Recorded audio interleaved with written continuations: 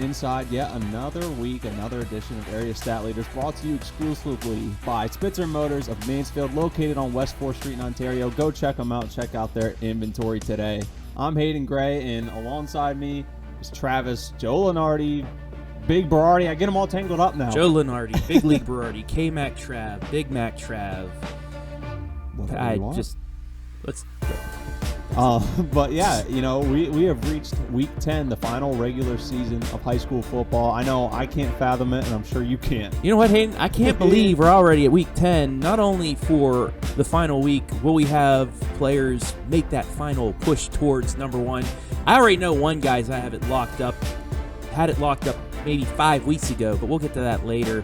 But yeah, week 10, a lot of playoff implications going along and stuff like that, as you saw last night, as I said on my special Joe Lenardi live stream of who's in, who's not, who needs to do stuff. But not only playoff stuff, but we have stat champions that could be crowned this week. We do. So let's find out. Let's dive into our passing leaders and see how the race is going to, shape out here for week 10. But kicking things off at number 10 is A.J. Bauer of Northmore. In our 10th spot, continues to have a 55% completion rate this year. He holds on to spot 10 from last week. At number 9 is Matt Sprang of Loudonville. Rejoins the list, number 9, but currently the most statistically sound quarterback in the K-Mac. Absolutely. 128 of 222, 1,735 yards, 17 touchdowns.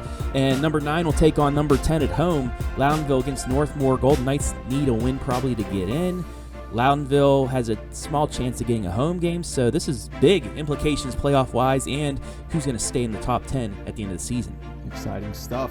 At number 8, Luke Bryant of Ashland, not to be confused with the singer, but he continues to sing those sweet tunes on the turf this season for the Arrows.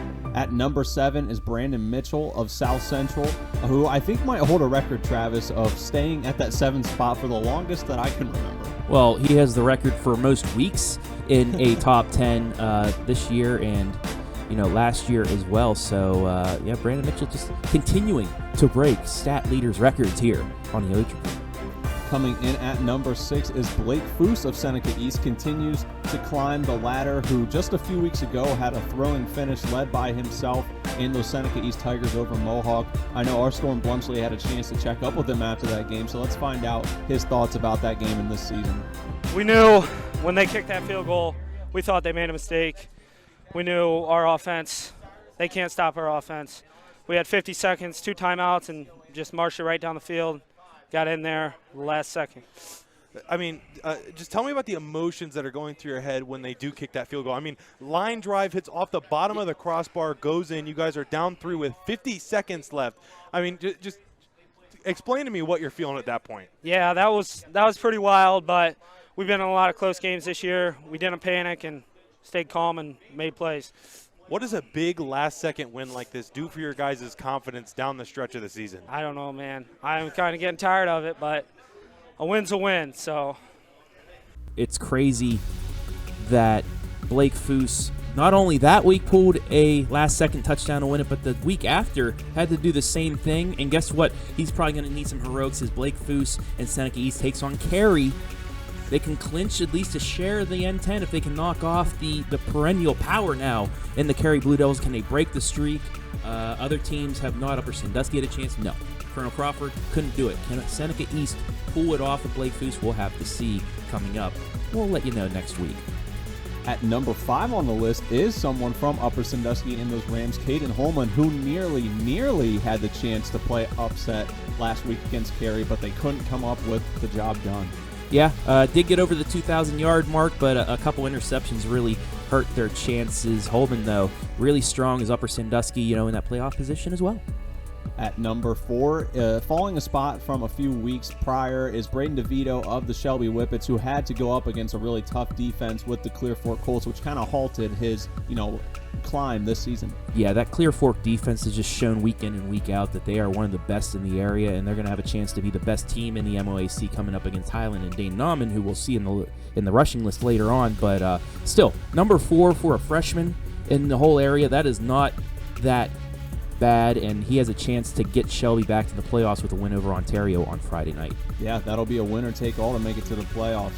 At number 3 is Mason Wolf, and a team that has no doubt about the postseason, the West Holmes Knights, and continues to just have showtime after showtime performance. I mean, what they did to New Philadelphia and their stellar defense is remarkable. Absolutely, and that vaulted him up to the number 3 spot. This is a team that, you'd like to have playmakers on each skill position, and that's what they do, because each skill position is filled with a top 10 player in the area for West Holmes, who has already clinched 2 home games. Even if they lose next week, which I don't think they're going to, but they've clinched 2 home games and probably a top 2 spot in the region. And now into our top 2 spots on our list. At number 2 is Hayden Shadone of River Valley, who holds on to our 2nd spot. And then over in conference rankings, he's the 3rd leading scorer in the MOAC this season. Looks to continue to add on to that in our final week. But at number 1, still through the whole season thus far, has not let go, Isaac Robinson of the Willard Flashes, who maintains a 99-yard edge over Shadone. Last week it was 94, but that's going to set us up for one of the closest finishes on our list. And he only needs 52 yards to break that 3,000-yard mark. I think he's going to do it, hopefully, barring anything bad that happens. But it's going to come down to Shadone and Robinson. Which player puts up the big numbers in Week 10? Willard still has an outside chance of getting a playoff spot. They're going to need big numbers from Robinson. Shadone as well with River Valley. They want to get higher positioning. It's going to be fun to see who finishes on the top. And then, after that, it's just positioning, because these two have been by far the best passers in this area. Without a doubt they have, and now we will move on to a couple more close races that we have. Taking a look at first our receiving leaders in the area. Coming in at number 10 is Billy Klaus of Tiffin Calvert, a 40-yard performance last week, good enough to help keep him locked in at our 10th spot. At number 9, Landon McFrederick, of Ashland, who grabbed a couple catches along with another touchdown last week to add on to his season total. He caught those passes from Luke. Yes. Luke Bryant. But McFrederick and Ashland, another team, still has a chance of getting into that Division II postseason. But I like this Ashland receiver core. They have some big playmakers there, as well as a pretty darn good quarterback in Luke Bryant. And I think Ashland, they're one of those sneaky teams that if they can get a good seed, a decent seed, even if it's a low seed, they might be able to get a win or two in the playoffs. Yeah, having to face some of those juggernauts in their conference, I think could benefit them once they get to the postseason. We'll see if any other arrows make our list coming up. But for now, at number 8, Evan Hill of Upper Sandusky, joining our list last week and climbing 2 spots to our 8th spot. Let's take a closer look at what he's been able to do this season. Yeah, and you know what? Who was it? It was Storm or G that said that Upper was one of their favorites to win because of this. It was G because of this offense, and this offense has not disappointed. And like I said, in that game against Cary, they kept it close. They had the shootout against Colonel Crawford. This offense can put up big numbers, and in Division 4 and Region 14, where Upper Sandusky is, they're going to need to get some big numbers up there if they want to get the victory in the playoffs. But Upper Sandusky, they're a fun team to watch. They are, and in that game, his brother, Ethan Hill, had the other reception touchdown that allowed them to put Cary on upset alert for a little bit. But moving on now to number 7 is Grant Butler of River Valley, who is responsible for 72 points this season, 5th leading scorer in the MOAC. And right ahead of him at number 6 is Kean Shadone of River Valley, who leads the MOAC in receptions at 53. Yeah, if you were one of those rare fantasy owners that took 2 receivers from the same team, you cashed in if you got Shadone and Butler. But Grant Butler, what he has done, 12 touchdowns, he's putting up Devontae Adams type numbers here in North Central Ohio. 701 yards, 42 catches. He's not only a red zone guy, but he's your big playmaker, and River Valley needs that going forward here. They will. As well as Shadone. Yeah. Don't want to shut out Shadone either, the brother of Caden Shadone, but having 6 and 7, I say this every week, having 2 receivers or rushers in your top 10, tells you're a pretty good team. Having 3 tells you're a great team, but we haven't seen that yet. Will we see it this week? I don't know. Stay tuned for that. At number 5 is Isaac Blair of South Central. Moves up 1 slot to number 5 after an 86-yard performance last week for the Trojan. At number 4, here's another Ashland Arrow. Jonathan Metzger of Ashland falls 1 spot, but the Arrow did add 2 catches along with a score last week to keep the stats adding up on the year for him. Moving into our top 3, we have Kyle Maltrick of West Holmes. Mr. Maltrick continues to excel as well. A 2-touchdown, 105-yard stat line from last week. Just a ho-hum output for him, and you got to think in Week 10 he's going to break the 1,000-yard receiving mark, which only 1 player has done that. And we'll tell you about him. Well, actually 2 now. We've had 2 now. It was before last week it was 1, now it's 2. But let's just get to number 2, Hayden. Let's do it. Falling from the top spot after being there for 1 week is Isaiah Ramsey of Shelby. Had a bit of a halt in his production last week. Also, but down there with that Clear Fork defense, Yeah, that defense down there in Belleville being played is just cutthroat, and it's hard for some of our guys on this list to even continue that production value, so he falls to number 2. So reclaiming the throne at spot number 1's Cam Robinson of Willard. After just 1 week, he had a big night too. 9 receptions for 133 yards last week as the Flashes fell, though, again, against another tough SBC foe. Yeah, getting into that SBC, schedule for Willard, it was going to be tough for them, but did they do enough? Can they do enough here in week number 10 against an 0-9 Vermilion squad so they can get some points? But can Robinson just continue to keep them both at the number 1 spot? I don't think we've ever had, did we last year with Shelby have the number 1 receiver and number 1 passer? I think we did. Marshall Shepard and who was either Hill or Bowman. I know, I forget who, because they kept flipping back and forth. So can we have the second ever receiver passing combination to finish 1 and 2? That's what makes this so fun here at the Stats Leaders, brought to you by Spitzer of Mansfield, because you never know what could happen each week, and usually it turns out you have a good passer, you're going to have a good receiver. Yeah, and so that list as well, along with our receiving list, going to be a close finish. So we'll watch for that and what happens after this week. But finally, off to those not bell for cows. rushers, though. Not for the rushers. If you want to get to the top 2, maybe, but once you get to number 1, not going to happen. So we'll kick things off at the bottom of the list. We'll start at number 10. None of these guys are slouches, by the way. But no. At number 10, Keelan Lemaster of Centerburg, averaging about 8 yards per carry. He's the 4th best back statistically in the KMAC this season. At number 9 is Ben Berger of St. Paul. Falls 3 spots from last week after a slow night against that gauntlet of a Crestview defense. Yeah, they were able to run the ball a little bit, but, Crestview, they are a really good squad this season, and you got to think them, Crawford, Carey. I still think, even though Crawford dropped a couple games at late, that's going to be a regional semi and a regional final right there between those 3 teams, because those 3 have really good defenses when they're on for good nights, and Crestview has had 9 straight good defensive nights, but still having the 9th best rushing effort going into Week 10, it's nothing to slouch about.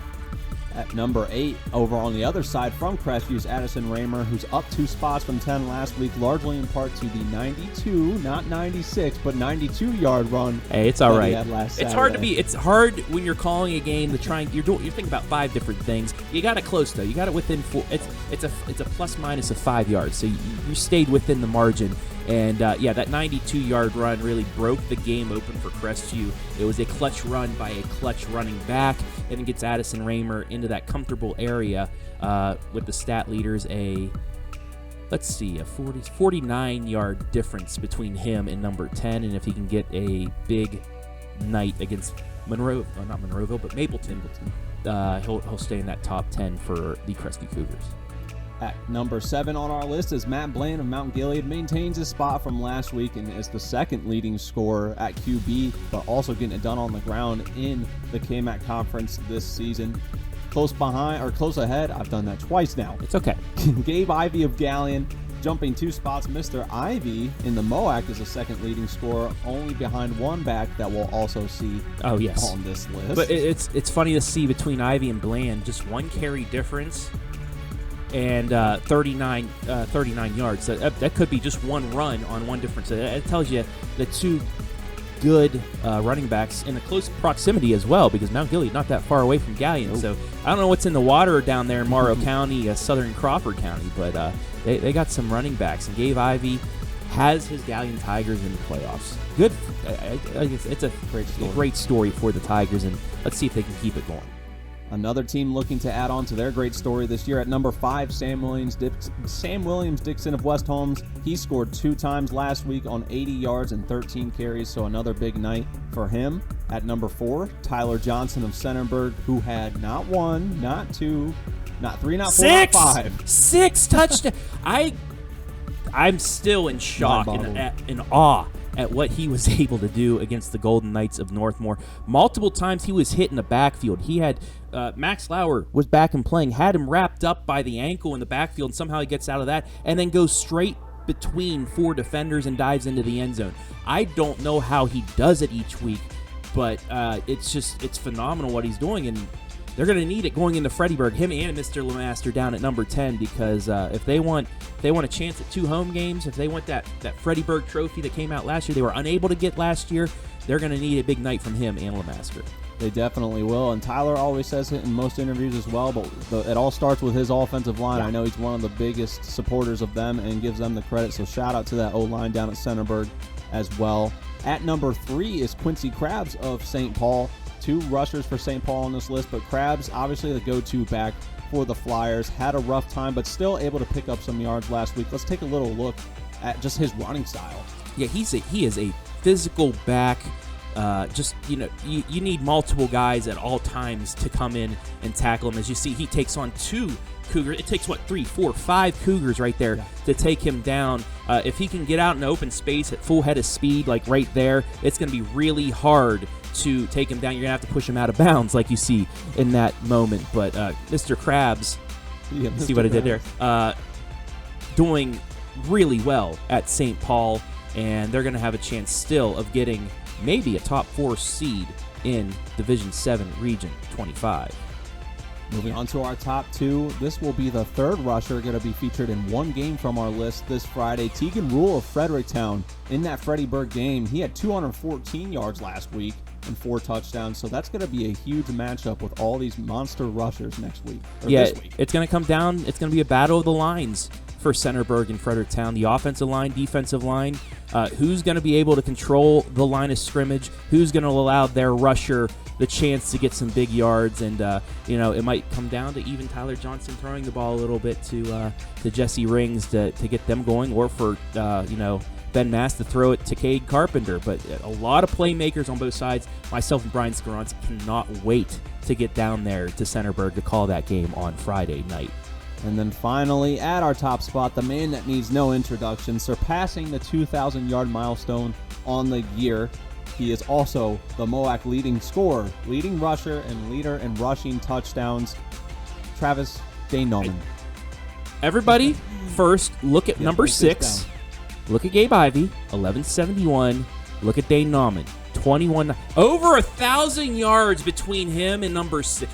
Where is this coming from? I'm talking about great runs by other guys. He has just been by far the most phenomenal player in North Central Ohio. 27 touchdowns, 21.99 on 254 carries. Clear Fork, they have their hands full in this MOAC championship coming up on Friday night. The big play, though, is stopping the big play for the Colts. If they can contain Dane Nauman, kind of like what Crestview did, hold off on those big runs, because Dane Nauman can break off 1 or 2 or 3 big touchdown runs per night, and that's what helps propel Highland. But it's really, really hard. I say you need 3 or 4 players to knock Krabs down. You're going to need the whole 11 on the defensive side to keep Dane Nauman from running, because he is just that good. He's one of those special running backs that you rarely get to see in a lifetime, I think, and he's just continually putting up huge numbers. And just Dane Nauman, you did it. Congratulations, Dane. You're the number 1 rusher this year by far. I don't think anybody's going to even come close. No. So besides rushing, we have some tight race, and then we likely know our champion, which next week you'll be sure to tune in, because we will crown our regular season champions on next week's episode of Stat Leaders. But that wraps it up as far as our stat leaders through 9 weeks of high school football. Be sure to tune into all that action that we alluded to coming up live and free this Friday. Also be sure to tune in to the bracket breakdown, which Travis Sunday. will be on Sunday. That's going to get you filled in on everything you need to know about the playoffs. So great stuff coming up on the OH Report. But that's it for us on our episode, of course, brought to you again by Spitzer Motors of Mansfield. Thank you so much to them for being our exclusive sponsor. But that'll wrap things up. I'm Hayden, he's Travis, and we'll see you next week when we crown our regular season champs.